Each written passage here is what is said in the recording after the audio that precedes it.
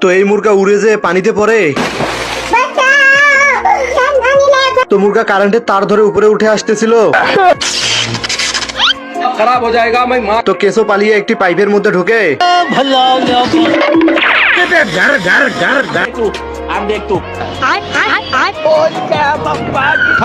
তো এই বলদ মুরগা কেসো ধরার জন্য মেশিন তৈরি করে।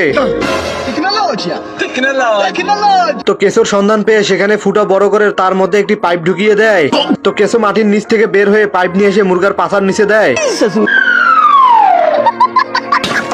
তো কেসো মুরগাকে চেতিয়ে গর্তের মধ্যে ঢুকে পড়ে। তো বলদে মুরগার আঙুলের মধ্যে কেসোর পেন্টিং করে ফেলে। তো বলদ মার্কা মুরগা তার আঙুলের মধ্যে হাতুড়ি দিয়ে বাড়ি দেয়।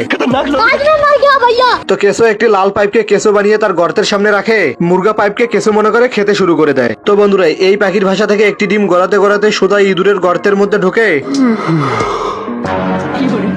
ये सब क्या देखना पड़ रहा है? अच्छा है मैं अंधा। তো এই বলদের নিচে ডিম দেখে এর তো বিসি কান্দে উঠে গেছে।